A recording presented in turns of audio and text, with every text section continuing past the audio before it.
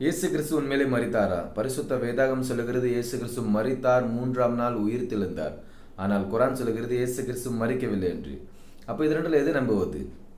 பரிசுத்த வேதாகமத்தில் இயேசு கிறிஸ்துடைய மரணத்தை குறித்தும் அவருடைய உயிர்த்தெழுதை குறித்தும் அநேகமான தீர்க்க தரிசனங்கள் சொல்லி இருக்கிறது. இயேசு கிறிஸ்து அத்தனை தீர்க்க தரிசனங்களையும் நிறைவேற்றியிருக்கிறார். அவருடைய தீர்க்க தரிசனத்தின் நிறைவேறுதலை தான் நாம் பார்த்து கொண்டிருக்கிறோம். இரண்டாவது, 30 வெள்ளிக்காசிற்காக காட்டி கொடுக்கப்படுவார். இந்த தீர்க்க தரிசனம் பழைய ஏற்பாட்டில் சகரியா 11ஆம் அதிகாரம் 12வது வசனத்தில் சொல்லப்பட்டிருக்கிறது. உங்கள் பார்வைக்கு நன்றாய் கண்டால் என் கூலியை தாருங்கள், இல்லாவிட்டால் இருக்கட்டும் என்று அவர்களுடைய சொன்னேன்.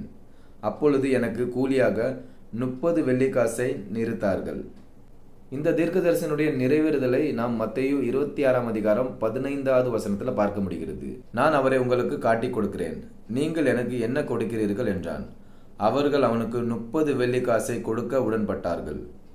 பழைய ஏற்பாட்டில் சொல்லப்பட்டுள்ள தீர்க்க தரிசன நிறைவேறுதல், அதாவது 30 வெள்ளிக்காசிற்காக காட்டி கொடுக்கப்படுவார் என்று சொல்லப்பட்ட தீர்க்க தரிசனத்தின் நிறைவேறுதலை நாம் புதிய ஏற்பாட்டில் பார்க்க முடிகிறது. இது மட்டுமல்லாமல் இன்னும் அநேகமான தீர்க்க தரிசன நிறைவேறுதல்கள் இருக்கிறது. அதாவது இயேசு கிறிஸ்துவினுடைய மரணத்தை குறித்தும் அவருடைய உயிர்த்தெழுதலை குறித்தும். ஆனால் குரானில் எந்த ஒரு தீர்க்க தரிசனமும் இல்லை. அப்ப இயேசு கிறிஸ்து சிலுவையில் மரித்தாரா? ஆம், இயேசு கிறிஸ்து சிலுவையில் மரித்தார்.